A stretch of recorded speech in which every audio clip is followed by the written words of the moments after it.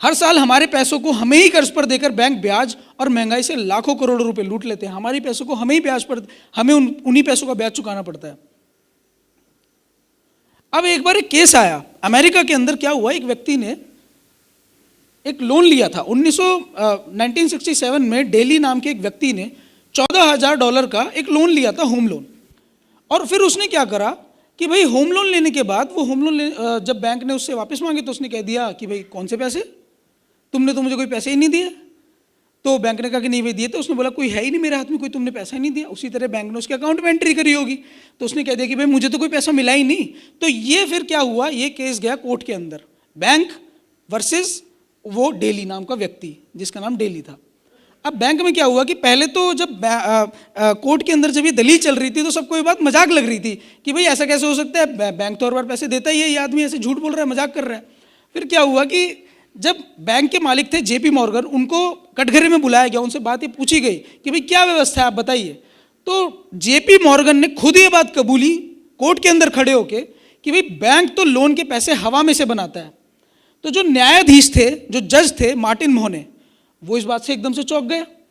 उन्होंने ये बात बोली, ये उनका बयान है कि ये मुझे धोखाधड़ी लग रही है। और वो फैसला डेली के हक में सुना दिया, उस आदमी के हक में सुना दिया कि ये बात सही है कि बैंक ने तो कुछ दिया ही नहीं, कुछ प्रूव ही नहीं कर पाया बैंक, क्योंकि जेपी मॉर्गन ने ही कुछ खुद ये बात बोल दी जो उस बैंक के मालिक थे। तो ये जो पूरी बैंकिंग व्यवस्था है, ये इसके लिए एक मतलब खतरा होता, ये पूरा ये जो हक सुना दिया गया डेली के पक्ष में जो ये सुना दिया गया फैसला, ये पूरी बैंकिंग प्रणाली के लिए अगर इसका एग्जाम्पल सेट हो जाता, अगर लोगों के बीच में बात चली जाती तो खतरा बन सकता था। तो क्या करा, जो न्यायाधीश मार्टिन मोहने थे, कुछ दिन बाद उनकी आपत्तिजनक स्थिति में 6 महीने बाद ही उनकी रहस्यमय ढंग से मौत हो गई, मार दिया उन्हें, मरवा दिया। अब हमें ये समझना पड़ेगा कि ये जो केंद्रीय बैंक है इसका काम क्या होता है। 2 तरीके से पैसे का सप्लाई नियंत्रित करता है, या तो ब्याज दरें बढ़ा देता है या तो ब्याज दरें कम कर लेता है। जब केंद्रीय बैंक ब्याज दरें बढ़ा देता है तो ब्याज दरें बढ़ने के बाद लोग बैंकों के पास लोन कम लेने जाते हैं। जब लोग लोन कम लेने जाते हैं तो क्या होता है, समाज के अंदर पैसा कम आता है। जब समाज के अंदर पैसा कम होता है तो लोगों के बीच में दरिद्रता फैल जाती है। लोगों के पास खाना भी होता है सामने, लोग खाना भी चाहते हैं, खाने वाला इंतजार कर रहा होता है कि कोई मेरी इस रेडी से आके कुछ खा ले, लेकिन आदमी जेब में बस वो कागज का नोट होने की वजह से खा नहीं पाता। क्यों नहीं खा पाता? क्योंकि ये बैंकिंग व्यवस्था ने उसके समाज के अंदर से उस पैसे की कमी कर दी, उस पैसे को हटा दिया। दूसरा तरीका क्या होता है, केंद्रीय बैंक ब्याज दरें बढ़ा देता है, जब ब्याज दरें कम कर देता है। ब्याज दरें जब कम करता है तो लोग बैंकों के पास ज़्यादा लोन लेने जाते हैं, ज़्यादा लोन लेने जाते हैं तो बैंक समाज के अंदर ज़्यादा पैसा आ जाता है। ज़्यादा पैसा आता है तो लोग कुछ समय के लिए थोड़ा ठीक ठाक खा पी लेते हैं, लेकिन वो पैसा ब्याज पर ही होता है, उन लोगों को उस पैसे का ब्याज चुकाना पड़ता है।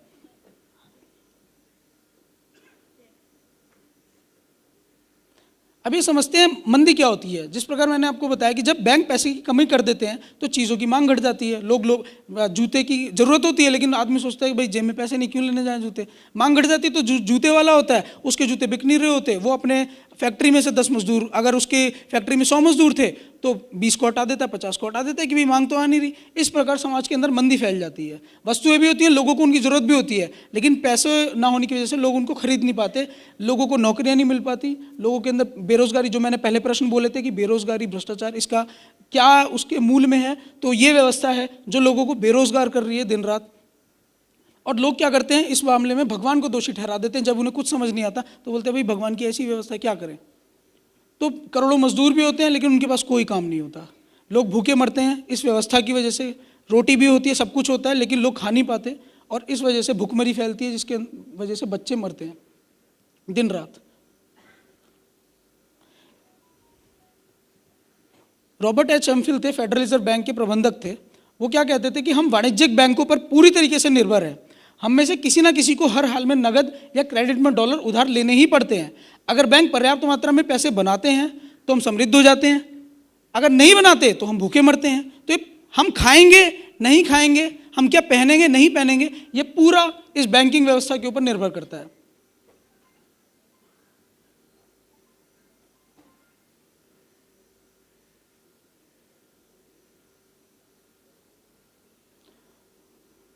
अब ये व्यवस्था क्या है जिसके अंदर बैंक पैसा तो बनाते हैं। मान लीजिए बैंक ने लोगों को पैसे दिए, मान लीजिए बैंक के पास 10 लोग आए पैसा मांगने के लिए, बैंक ने क्या करा, 10 लोगों को 10-10 रुपये लोन दे दिए कर्ज पर। बैंक क्या कहता है, जब 10 रुपये बैंक दे रहा होता है किसी को, बैंक कहता है कि मुझे इस 10 रुपये का 1 साल बाद 11 चाहिए। ऐसा ही बैंक ने 10 लोगों को 10-10 रुपये दिए और कहा कि मुझे 1 साल बाद 11 चाहिए। अब आप इस चीज़ को मानिए कि इससे पहले बैंक ने कोई पैसा नहीं बनाया, देश के अंदर कोई पैसा नहीं चल रहा। ये जो बैंक ने 10 लोगों को 10-10 रुपये दिए हैं, ये पहली बार 100 रुपये दिए हैं बैंक ने। तो अब ये जो लोगों को बैंक ने 100 रुपये दिए, बैंक ने क्या कहा, बैंक ने कहा 1-1 रुपये मुझे चाहिए। तो बैंक ने दिए कितने हैं लोगों को, 100 रुपये, मांग कितने रहा है, 110। क्या किसी भी तरीके से मुमकिन है कि ये जो लोग हैं ये अपने 100 का 110 बैंक को लौटा देंगे? किसी भी तरीके से मुमकिन नहीं है। लोग ये इस बात में चले जाते हैं कि पहले का पैसा होगा, कोई पैसा नहीं है। बात मैंने पहले बोल दी थी कि इससे पहले कोई पैसा समाज में नहीं चल रहा। तो क्या किसी भी तरीके से मुमकिन है कि इस 100 रुपये को लोग 110 करके लौटा देंगे? नहीं लौटा पाएंगे। लोग क्या करते हैं फिर, जब मुझे अपने 10 का 11 करना है तो मैं क्या करूँगा, मैं जो मार्केटिंग के अंदर एक बात सिखाई जाती है ना कि गंजे आदमी को भी कंगा बेच दो, मैं गंजे आदमी को कंगा बेचने की रेस में लगूंगा।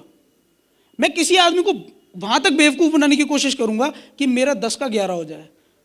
और मैं, मान लीजिए कोई एक व्यक्ति थोड़ा चालाक है तो वो 10 का 11 कर लेगा, दूसरा व्यक्ति भी कर लेगा 10 का 11, लेकिन एक आखिर में एक व्यक्ति बचेगा जिसके पास अब एक भी रुपया नहीं बचेगा कि वो बैंक को कुछ भी चुका पाए, और वो होता है या तो किसान होता है या तो मजदूर होता है, जिसके पास एक भी रुपया नहीं बचा और उसके पास एक अंतिम इलाज ये बचता है कि वो जाके आत्महत्या कर ले। तो ये जो व्यवस्था है ये सिर्फ मूल बनाती है, बैंकिंग व्यवस्था सिर्फ मूल बनाती है, ब्याज नहीं बनाती, जिस वजह से लोगों के बीच में कंपटीशन का पैदा होता है, और कंपटीशन प्रतिस्पर्धा पैदा होती है।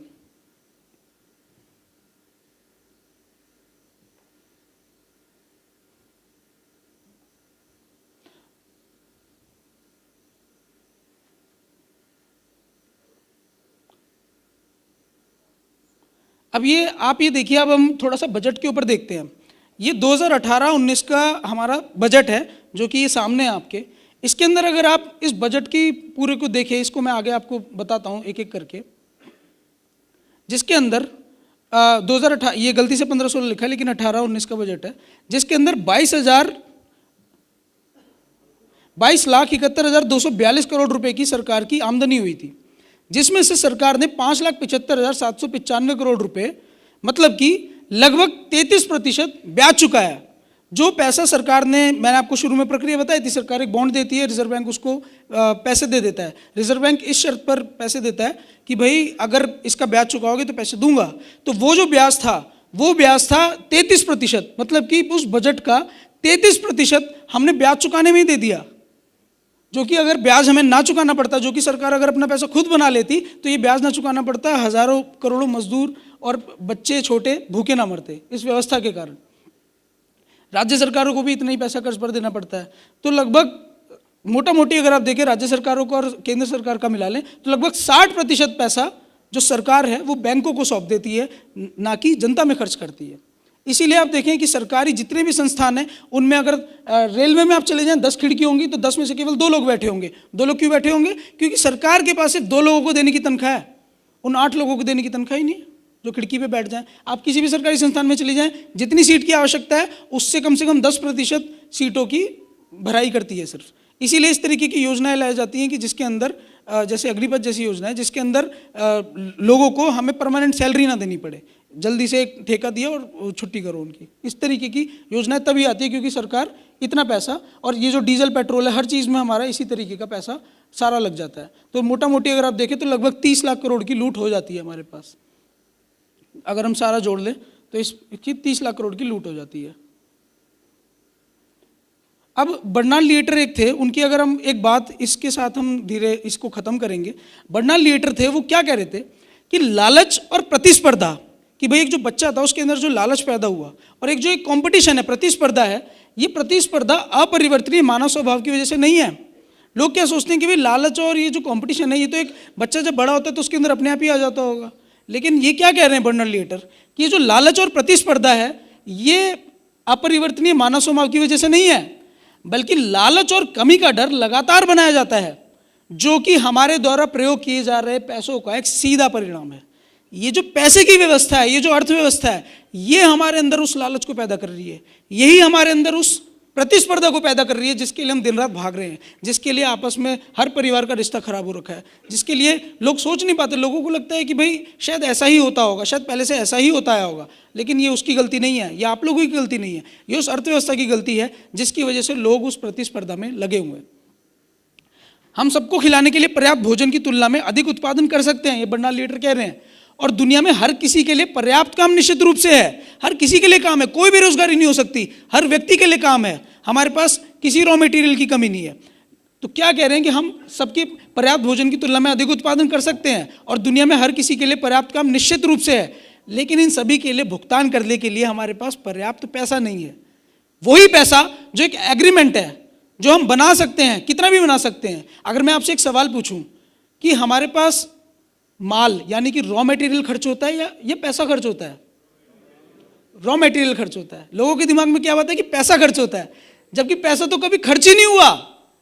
जब से भी पैसा बनाया गया है वो कभी खर्च ही नहीं हुआ। वो पैसा सिर्फ मेरी जेब से किसी और की जेब में, किसी और की जेब से उसकी जेब में, उसकी जेब से इसकी जेब में और मेरी जेब में। लेकिन खर्च क्या हो जाता है? भोजन खर्च हो जाता है, ये कपड़े खर्च हो जाते हैं, व्यक्ति खर्च हो जाता है। तो ये व्यवस्था, ये जो लोगों जो ये व्यवस्था है पूरी, उसके अंदर क्या होता है कि भाई पैसा कभी खर्च नहीं होता और वही पैसा हम नहीं बना पा रहे, इसका मतलब बहुत बड़ी गड़बड़ है अर्थव्यवस्था के अंदर। तो यही बर्नार्ड लीटर कह रहे थे। और इसके बाद ये वही कह रहे थे बर्नार्ड लीटर कि भाई कमी हमारी राष्ट्रीय मुद्राओं में है। वास्तव में केंद्रीय बैंकों का काम ही है कि मुद्रा की कमी करे और उस कमी को लगातार बनाए रखे, जिससे परिणाम होता है कि हमें जीवित रहने के लिए एक दूसरे के साथ लड़ना पड़ता है।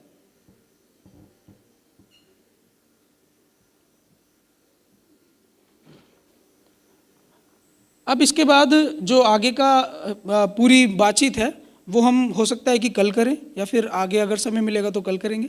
लेकिन ये है कि आज हम यहीं इसी के साथ इस चीज़ को ख़त्म करते हैं और सभी को धन्यवाद, नमस्कार।